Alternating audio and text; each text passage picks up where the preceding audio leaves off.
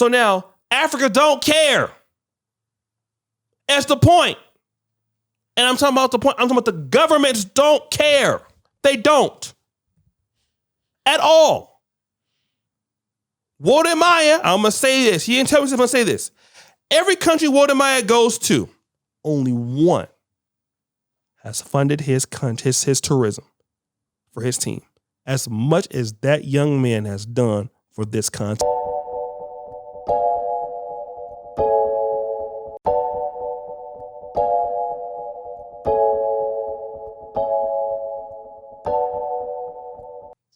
Hi guys, welcome to Kenganda. My name is Janita Maya and this is the Repart Podcast. I'll let my co-hosts introduce themselves. Yes, people. Looking in the right camera now. Yes, please. Yes, people. Maintain, DJ and producer, born in London to Caribbean parents, living in Kampala now for 5 years. I'm saying, thank you. I have been drinking today, but I still remember who I am vaguely. O'Shea Duke Jackson, Sacramento, California, like 55th generation African American. We in the building. Okay. Now, I was on Instagram looking for content. Mm-hmm. I was on Brittany in Africa. She's an African American who moved to Kenya. Yes. So she reposted this reel from the Africano on Instagram. We're gonna watch it and react to it with you guys. Mm-hmm. Even though I want to disagree with you, I get where you're coming from. When I see black people talking about racism, all that stuff, I'm like, what is wrong with these people? You guys have food, you have EBT, all this thing, and you're here shouting about somebody is racist too. Just leave that person and move on. I feel that way. Like, why are they always like complaining? But when Black Lives Matters started happening, like, I sat down, I said, I need to actually know why these people are pained. And if we look at the history, what they've done to them, like if you actually sit down, watch some documentaries, how they were maltreated, I don't think if I'm actually born, I will forgive those people. I don't care. It's easier for us Africans that were raised in Africa to feel like they're complaining because we were raised through struggle. Like I barely even have water, and you have water, you're complaining. But then it's not about the basic necessity or about how we are raised. We are raised like, I don't want to say way better. We might not have resources, but there are some way, like our own people will not look down on us or put us behind. So it's in they're nurtured that way. Like they just can't overlook it. And if you sit down and watch everything that the forefathers have been through for you, I changed my mind. No, they need to be angry. However, they should still move forward.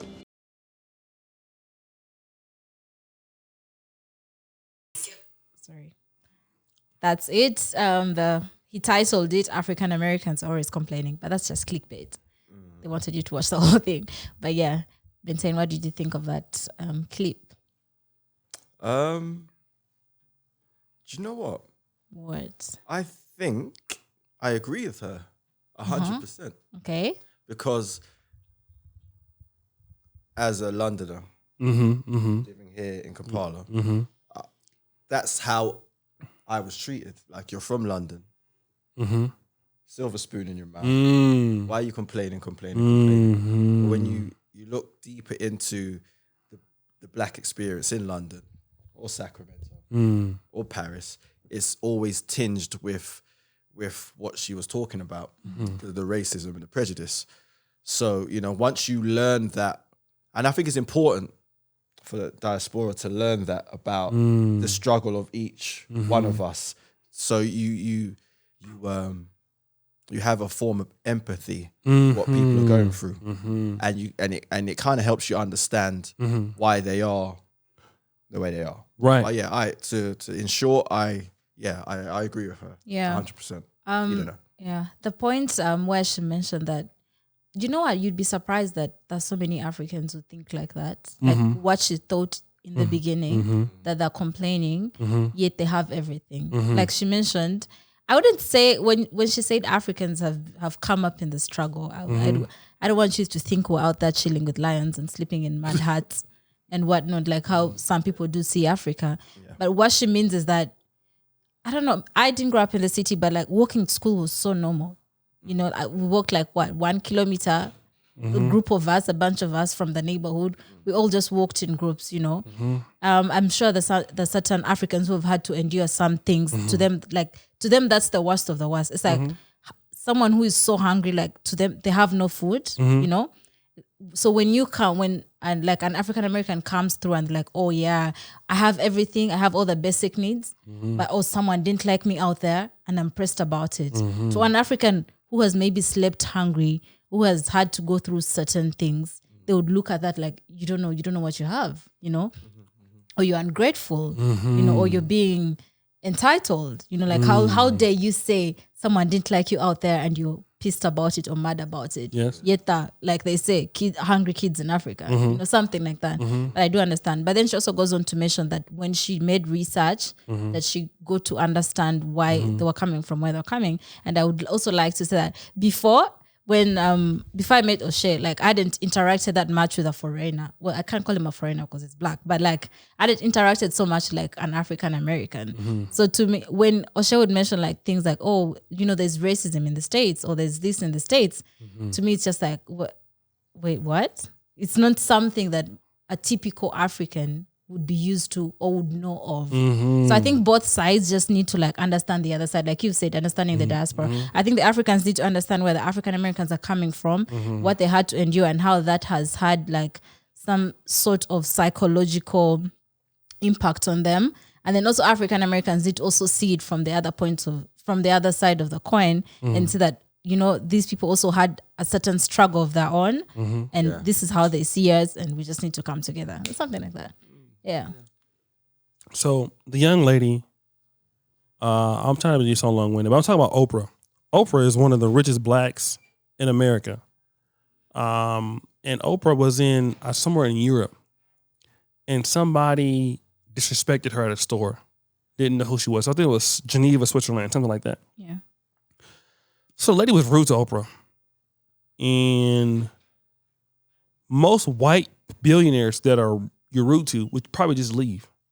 Like, oh, you don't know who I am? Okay, fine, I'm just going. Yeah.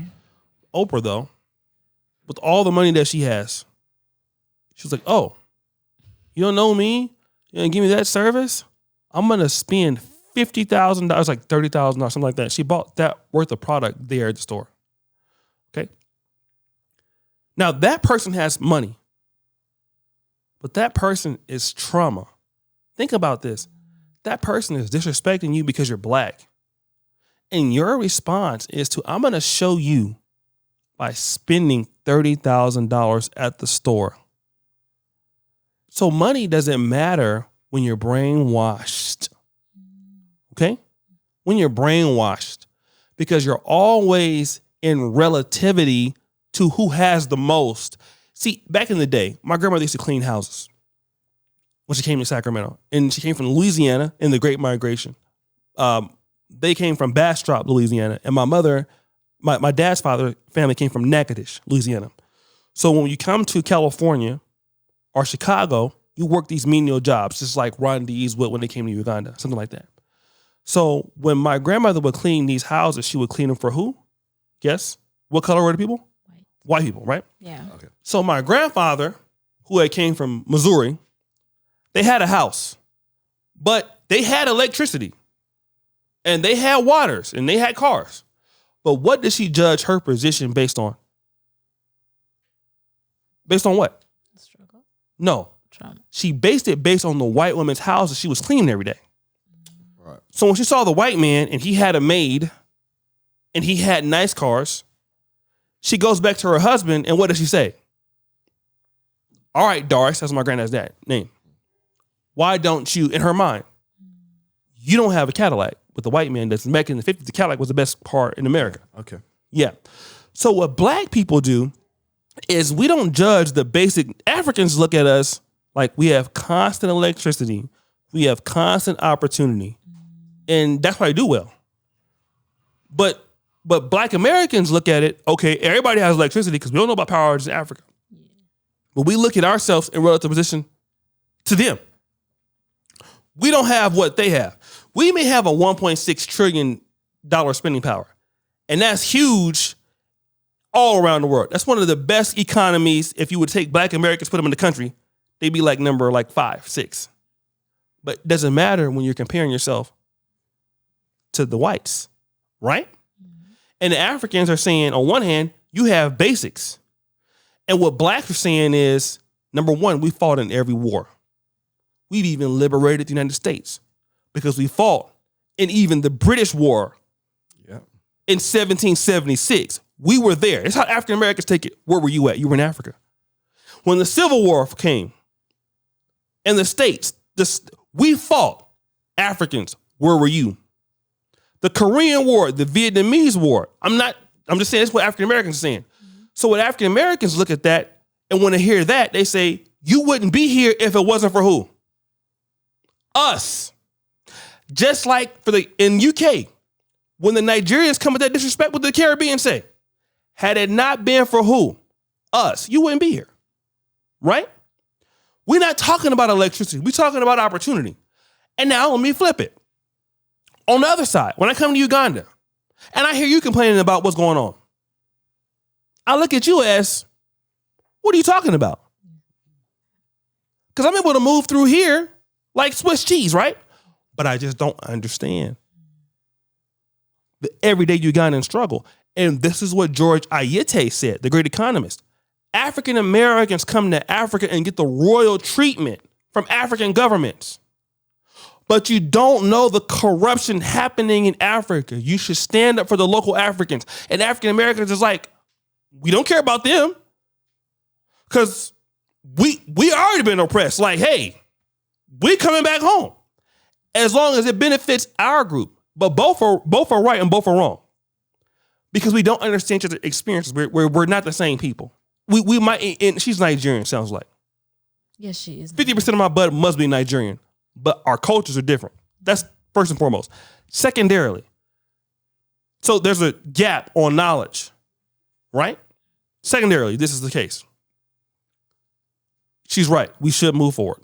Yeah. Tina's not here today. But one of the things I hate, blaming the white man for everything. Stuck on slavery movies. What are some of them you can think about? 12 Years a Slave. There you go. What's the other ones? The Django. Roots. Yeah. All that. I'm tired of us being the victim. I'm tired of that. I'm tired of that. Here's the situation. We know what happened to us. And at certain points, I'm not saying that we get over it, but we're out here by ourselves. And Negroes spend too much time blaming the white man. These kids of the white man of 200 years ago, I'm going to tell you how I think white folks think. They feel like their opportunities are less in comparison to the 200 years ago. So they got to apologize for being white. White people don't have time to give to you. It's up to you to give to yourself. And Negroes, we have the biggest opportunity in the world. We can come together. We have the greatest continent. We have one of the largest, if not one of the largest diasporas on planet Earth. We will have the biggest trading block on planet Earth. We need to do something for our people. And she's right. I don't care if y'all don't like it, but the last part, move forward. People are tired of hearing why you can't do nothing. Look at Chicago. We had Lori Lightfoot as a mayor. She increased the police budget by 41% and crime rose double as it was, something like that before. That's Negroes doing that. Detroit, Kwame Kilpatrick. That's Negroes. Birmingham, Alabama, Mobile, Alabama, all those are Negro-led cities, and you can't get nothing done. People are tired of why black folks can't do nothing. They tired. Nobody wants to hear it. We're tired of y'all. I'm tired of y'all. So I know the white folks are tired of y'all. Nobody wants to hear what you got to say, especially when you have blacks running these cities and you can't do nothing. At certain points, you need to get out there and produce for yourself. And the white man been telling us that all along. You Negroes need to do something for yourself. So why don't you do it? You got to move on. That's because you was a slave. Don't mean you got to act like one. Hello? And we spend too much time crying. And nobody wants to hear that. Not for no man. No black man, well, I can't just because the white man helped me. What woman wants to respect you? Like, brother, are you serious? And the black world got to move forward past racism and colonization. And I think we got the brother from South Africa with the African Free Trade. We on the right path. Africa needs to move to its own story. And the black Americans in the diaspora, we're the sixth wonder of the world. We need to start trying to add value. Because once we get this, we're going to take the world. The world is in our hands. And we over here acting like we can't take it. What's wrong with us? That's our problem. I don't know how we've got to this point. I thought we was talking about... You know me. I'm long-winded. yeah. But O'Shea, as always, you're very clear and concise in what you're saying. But I just want to go back to what the lady was saying in the video before because there's a few things she said I don't agree with. Deal with it, brother. That. Yeah, you know that. Build it up, brother. But let me go back to what she's saying. Like, okay, so everybody has a struggle, right? Yes, sir. And everybody's struggle is different. And it just like when Drake came out with that song Started From the Bottom. Yes, now everybody was getting at him. Like, yes. Where's your bottom? Like you came from like a Jewish parent. But you shouldn't knock. Everybody's struggle is their struggle. Yes. So you can't knock people for what they've been through, whether it's a lower or higher level than your struggle is. Yeah. That's one thing I kind of annoys me about people. Like, oh, if you're not from the hood, you can't possibly have had a struggle. There's struggles in all facets of life. Yeah. Maybe someone's struggle is not having hot water. Yeah. And maybe someone's struggle is I get up every day, I go to work, and I'm abused racially by my colleagues, but I can't leave because I need this job and I need the money, you know? And that's as stressful to them because they don't know any different. And they don't know, like, you know, having to walk a kilometer to school every day. But that was fun for you. It was fun. You We had a friends, blast. you had a blast. Right. Was So, singing, was stealing mango. Yeah. No, we were eating mangoes. It's stealing. Yeah. so, you know, like everybody struggle is different. And I don't Yes. think they should be like paired against each other. Okay. You know what I mean? I agree. That's You building it up. I agree. Yeah. So what did O'Shea say Yeah, that you come on. disagree with? Yeah, so- Mr. Liberal. Yeah, so like I don't like to blame white people for my issues and the reason why I failed in certain Yes. aspects.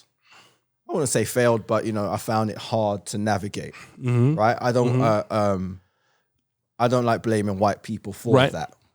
But at the same time, white people, where I've grown up, Yes. they benefit from nepotism Yes.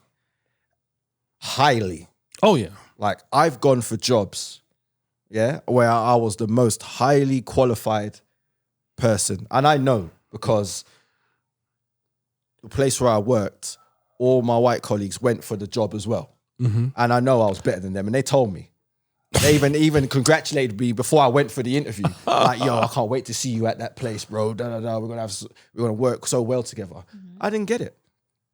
And I knew it as soon as I sat down on the chair. Because my government name, which I'm not gonna divulge, Please. it doesn't look like an African name. Oh yeah. So they look at it and they probably think, oh yeah, he looks a bit French. I sit down, they see him, you can see the visible shock. Like, oh my God, he's black. Oh. You know? So we need to move forward, and yes, we need to stop blaming the white people for, but at the same time, they still got their hand on, they got their hands on the wheel. They're steering. They're driving. Yes. Right? And that's an issue. Right? We need to get our hand on the wheel. But we can't get our hand on the wheel while theirs is on it. So how do you get around that? And that's the question I'm always asking myself and my brothers and my sisters when we have these types of conversations. So it seems like you agree with me 3,000%. But, let me just say this, the Negro, and I say that as far as blacks, because we're Negroes, Afro-Americans. I know. And further, instead of me saying the N-word, I would say Negro. Okay? Yeah. Negroes want white people to give them something. Now, I know reparations is a very big thing. It's a big thing. And reparations and I think we do need to get it. We do need, and there's evidence that it's working. Yeah. But now, at the same time, when you have a culture of a people who are brainwashed, who don't value their men, you don't value your women, you don't value your community, you can write them a check for $5 trillion. And it won't matter because you'll give it back because you don't value your people. And what I'm saying is to get to your hand on the wheel, like if you go to Dubai, you can never find it. And I'm just gonna play. Me and Joan were having a little bit of discussion yesterday. Put this out. There was a certain brother that came over here who, he had a wife of some other place, right? Okay. And that's not my business. I'm not going to deal with that. I'm dealing with the people who rule the world. How do they feel about that? You can never find in the Arab world. And I'm talking about this guy is very popular here. He has like a big Ugandan audience. But where's the Arabs with a Ugandan wife that has respect amongst Arabs? Or the Chinese man with the black wife that has respect amongst Chinese? And see, the black world is the only people who feel like that. Not that it's wrong. Some of our greats had, Sidney Poitier had a white wife. You can contribute in our community. We get it. But those people, they have so much of camaraderie. Like the Indians are Ugandans. You don't see it. That very few Indians have black wives or white wives or whatever. So now, when you don't have any camaraderie with your group, you will do anything. And blacks operate at the lowest level of camaraderie within the group. And Dr. Umar Johnson was talking about that. But white people, Asians, Indians, those people who have first world countries, all their people are them. The blacks are the only people thinking like, okay, we can have these positions, and this person can be a chief in my village, but they can have an Asian husband or an Asian wife. And there's no Asian person that is respected amongst their community, usually, that thinks like that. And their people respect it. Because when they look at that person, like I notice, even if you're African American, like my brother's African American in Nigeria. But when they saw him, he looks like his father. But now a Chinese man with an Asian wife, or with a black wife, when he sees that son and his people, he may love it, but he know what his people going to say. You see what I'm saying? And the mentality of blacks got to change. I'm not even talking about interracial, whatever. Don't matter. But I'm using that for an example. You can't get the wheel if you don't have the mentality. The things that you said, nepotism, what up? Yes, that works to get on top. I'm sorry. It does, yeah. It works. Yeah, it works. If you want to bring your people up, Dr. Amos Wilson the Great, he said the biggest boycott in the black world has been from who? He never said white people on blacks. The biggest boycott we had in the black world is blacks on black boycotting each other.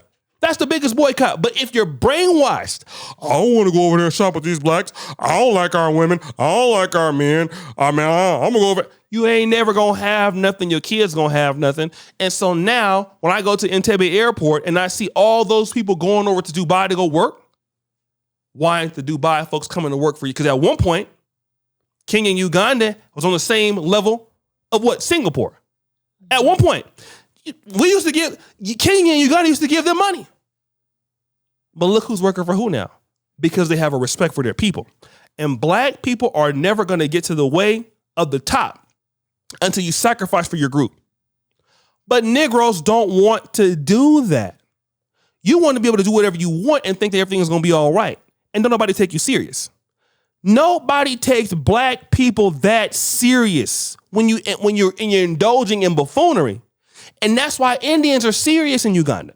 That's why Chinese are serious. Because when you know, if you go to, let me say this before I turn it right. Passport bros, right? Uh-huh. You don't like them.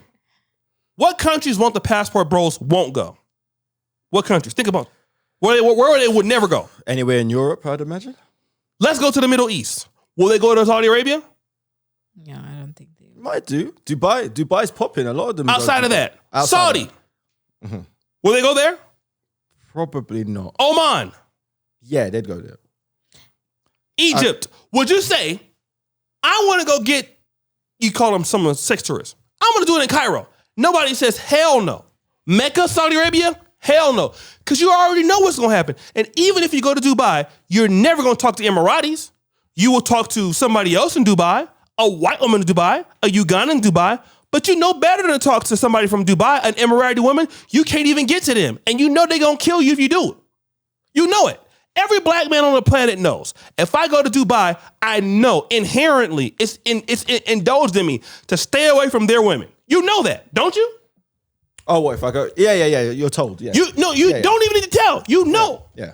Even if you're in London and you see Arab women in the veil, what do black men know? You better not talk to her. Those guys don't care. It's London. Those guys will kill you, right? You know it. Oh yeah, you'd be in serious trouble. But it happens. It happens. Yeah. But you still know if they come for you, they gonna get you. You're gonna be annihilated. If those Turkish guys come for you, they don't care about the law. Because they'll kill their own kids. Right? Yeah. Turkish people. You go to Turkey, what do you know as a black man? I better not talk to their girls. I better not, or I'm dead. You know it. You know it. Every black man on the planet knows this. You know that. When I go to Saudi Arabia, I better go here and do my, whatever I gotta do, my 18 prayers a day, and shut up and leave their women alone.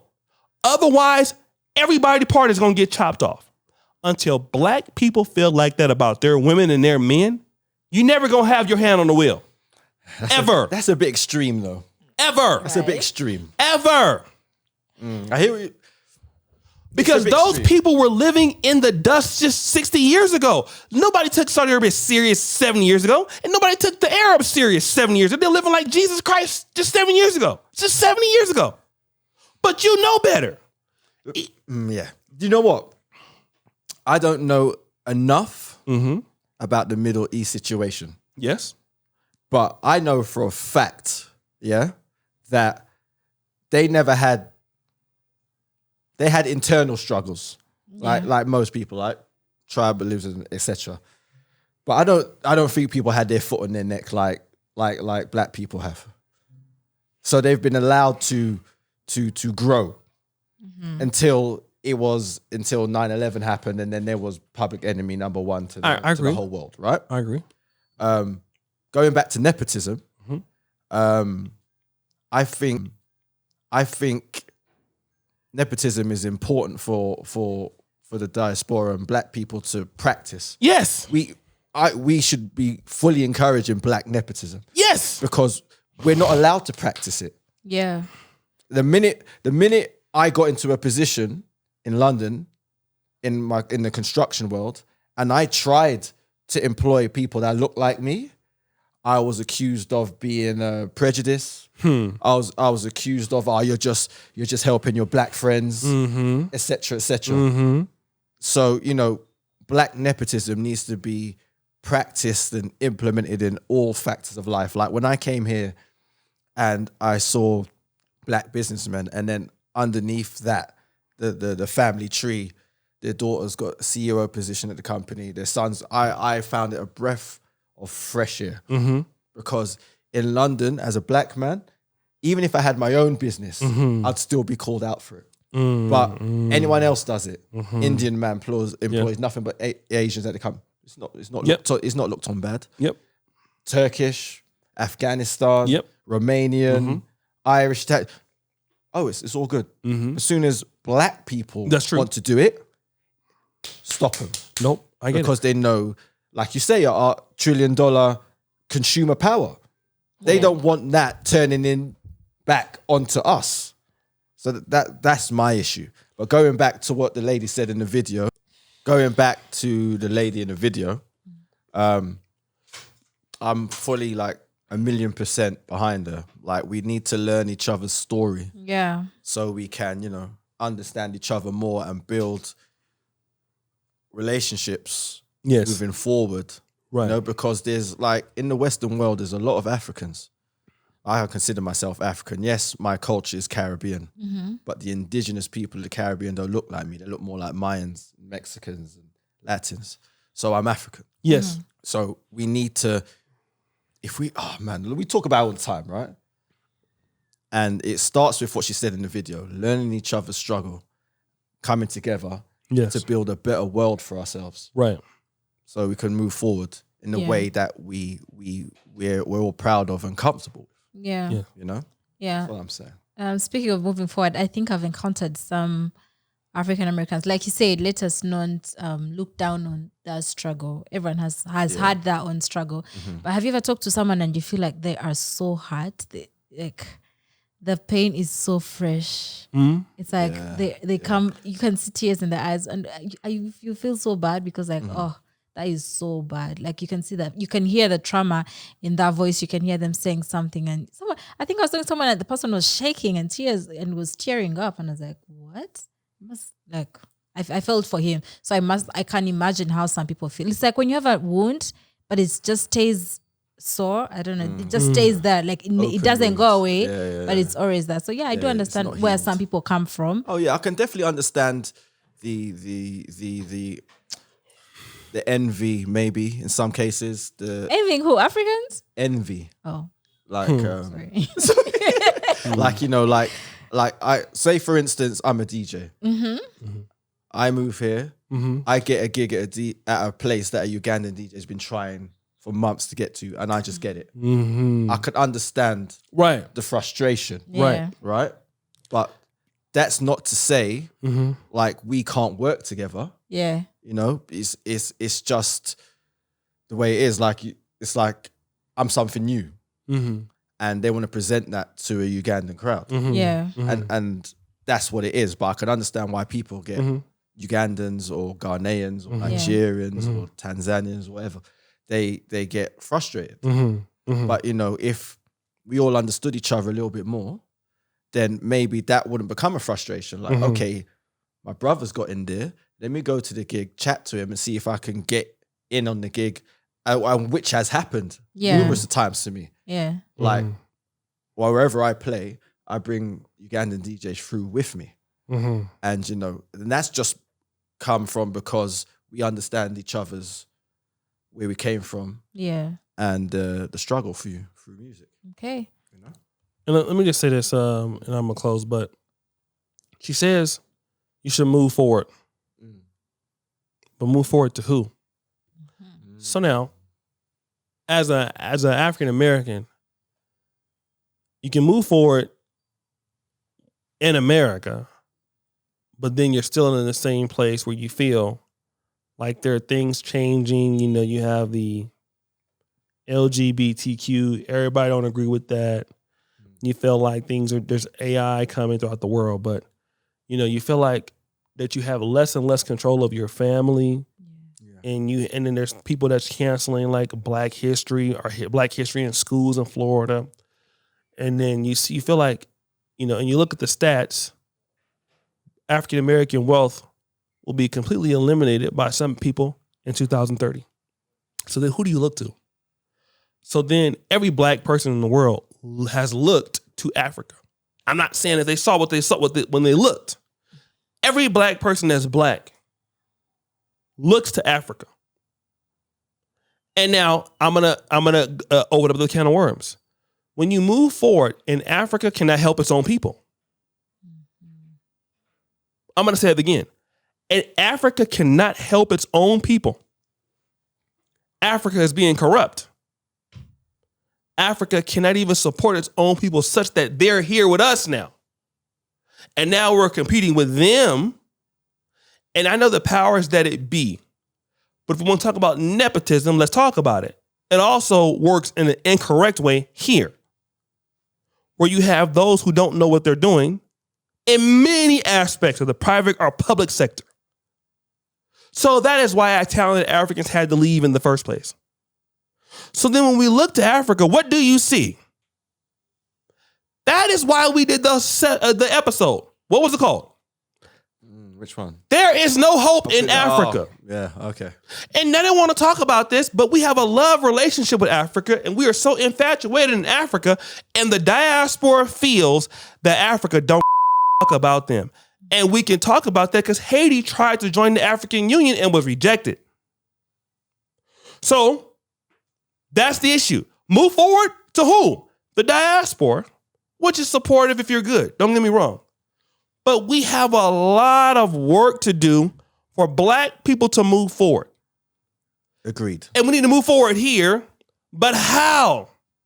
Ain't no way. There are a few African governments that have institutions in place so that talented African Americans can have another opportunity. They can use their, because if African Americans can have dual citizenship, those who are good, because we have some in our community that are not good. But those who take an opportunity, it would be great. But what's not there? Sierra Leone is the only one, in Ghana sometimes. The rest of the African world has not. You want African Americans' money or black British money or your diaspora money, and you want remittances. But now your people can't even vote if they're not in the country. In America, I can vote from here. Can a Nigerian citizen vote if he's not in? No, Liberia, they just got dual citizenship. So now Africa don't care. That's the point. And I'm talking about the point. I'm talking about the governments don't care. They don't. At all. Walter Maya, I'm going to say this. He didn't tell me I'm going to say this. Every country Walter Maya goes to, only one has funded his tourism for his team as much as that young man has done for this continent. That shows you that Africa is not serious. I'm going to say it. I don't care what you say. They're not. So if the Africa is not serious, and then the black world that's there can't come to the greatest place on earth, how can they move forward? Because they've been there in the place. She said it.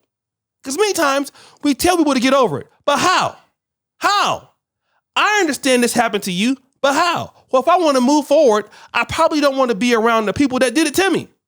It's only right? If your husband's beating you, well, stay with him and move forward. I want to get away from this dude. He beat me, right? I can move forward away from him. How about the black diaspora scene? I want to move forward. What we're finding the opposite way around. A lot of Ugandans are moving forward in London. Kenyans are moving forward in LA. Yeah. Or in Luxembourg. Or Nigerians are moving forward in the United States. So how did you move forward? You got away from Nigeria. So when we want to get away from there, because if I go to Nigeria, I'm going to have a great experience. U.S. education, A+ work ethic. In Nigeria, I'm going to be able to do okay. But she might not be able to do okay in Nigeria because of the trauma. It's a mental breakdown. Yeah. So until Africa gets serious, I'm talking about not as people, it's governments, it's institutions that can take care of its diaspora of opportunities. We're always going to have this problem. And we're going to be there. The African Union has to do a better job. Governments have to do a better job. And they have not. They have failed the diaspora for years in their own people in the diaspora. You want to think I'm mad? Talk to Liberian diaspora in Canada. Just go to the Ugandan diaspora in Boston, London, Nigerian diaspora. They're worse than me. They matter to me. So that's the issue there. The African Union with the African Free Trade and the other, they have to have certain institutions that are able to come back and get these people to do something. I'm not saying it'd be perfect, but it needs to be a start. We had what was the African Union president to the diaspora? Lady from Zimbabwe. Very talented. They fired her. She's on fire for the diaspora. She had got land to build a whole diaspora city, a country. They fired her. There you go. Okay. Powerful words. Very powerful. Right there. Very powerful words. Yeah. What are your last remarks? My last remarks are we need, like I said it before in this episode, just need to come together, understand each other's struggle. And to a degree, once we can come together, then people can be held accountable. Yes.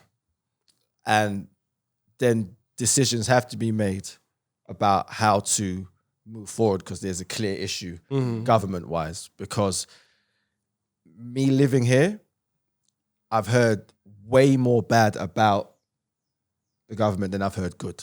And that's just my personal experience from speaking to my Ugandan kings and queens. So clearly something needs to change there. But can I say this before you go? Yeah. When we're living here, we're living the time of our life. Yeah. We don't know. When we look at Uganda, like, y'all having problems? What country y'all living in? But at the same time, we have to be respectful of people like Joe Nita, who they grew up near mines. Yeah. But they're just saying whatever else, right? They're not coming from the same, like, we have a great life here. But that's that privilege that we have. We having everything is great for us. Not everything. There's a boater driver that's late. Whatever. We live in a mess. We don't want to leave. Oh, no. But the people that live here want to leave. Yeah. True. That's true. That's the issue. Yeah. We're coming and they're going. And that's exactly it, right? Yes. That's exactly it. Okay. Now, powerful words from the both of you. I don't want to say anything because I want to end this on a high note. You would want to end it, period. Oh, so you wouldn't want to end it on a high note. No. I want to hear your opinion, though. On this? Yeah. No, I already We get want it. you to be arrested also. No. To be what? Arrested. No.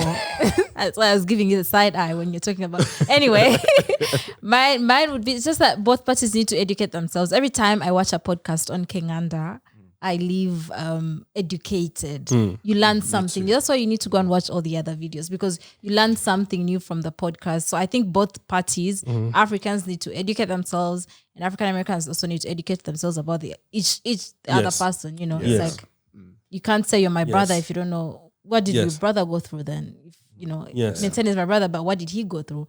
I don't know. You can't call me your sister if you don't know what I went through. Right. So that's just it. I think it's just exposing yourself to knowledge and finding things out. Yes. You know, being curious. Yes. And trying to know things. Can I just say one last thing?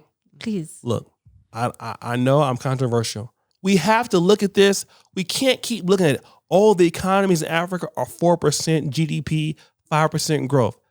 That looks good on paper. But nobody takes in the world. We know that. Nobody takes a diaspora in the world. We should look at that and accept that for what it is. That's how they feel about us. We tell ourselves that we are serious when the rest of the world don't look at us like that. And you want to be mad. Y'all will be mad in your comment section. But y'all are mad, and you're from Nigeria, you're living in London, and you're mad. Well, why are you there? Why? For what I just said, right? So until we keep it real with us as a group and do some better work, nobody will take the black word that we are a joke to them. And we need to do something about it. That's why we have this podcast. They look at us as and the black word is not serious. And you know what? They're not always wrong. They're not. We are not serious. And we need to deal with it from where it's at. It's the only way to get better, until we know that they don't take us serious and we don't take each other as black serious. That's why they treat us like that. And y'all can get mad if you want. I'm saying this. As long as I come on here, I got to tell the truth. And I got to put Negroes where they need to be at. And I've been living in Africa. I lived in America. Nobody takes black people in the black world. And a lot of that we can change with our own efforts. So the reason why I say this is know that when you go outside and you're black, it's not just you as an individual. They look at your whole group as not being you achieved in your life. And most of y'all ain't achieved what I have. I done went to professional school, but when I have this black skin, it represents a group of people the world don't take serious. That's how they see it. And until you think like that, you're never going to progress. I don't care what you get. You can build all the houses in America you want. They're going to look at you where you come from, and when you leave, they're going to talk about you, other groups, and they're going to look at you that you can't do nothing for yourself. That's the truth. And until we realize that's the truth, we're not going to get better. But it's an uncomfortable truth that we got to deal with every day. And until we get there and stop lying, oh, Africa's progressive, the black world is progressive. No, we're not. We're not. We're not. We are even worse off 70 years ago. I looked at this. Economy under Milton Obote was better in 1965. Black wealth in America was better under Jim Crow than today. How can you tell me somebody takes you serious from those numbers? Think they don't know that? Think people are playing games with you? Nobody takes y'all serious when they see that. So deal with it where it's at. You can get mad in the comments if you want, but it's true. It's the truth. That's all I got to say. You're going to be mad today. I really don't. I wish I to let you borrow. I don't have it. I don't. When I get one, I will let y'all know. Get mad in the comments right now. Okay, and we can just end it right there. Let's say into the point they can find you. They can find me in Luzera prison with Oh my O'Shea. God, No. You can find me at DJ No. Maintain on all social mediums. Thank you. Yeah, nothing will happen. It's just I'm playing. guys. It's the truth. I'm playing. It's true. Ask these guys. Is it true? Everybody knows it's true. Yeah, but guys, don't message him or anything like that. Just find him on King Ada. Yes. And In the world. Not all of That's what we're trying to say. okay. Some of us are, but many of us are not. Yeah. There you go. That's why you need to get serious and subscribe to the channel, because what are you doing watching without subscribing? That's a good point. And follow us on all our social media platforms at King Under Nation. Also subscribe to the Pan-African Dating Show. That's serious people finding love over there. I don't care about y'all. I really You join don't. them. I don't We'll give see you guys I don't care. next time. Bye.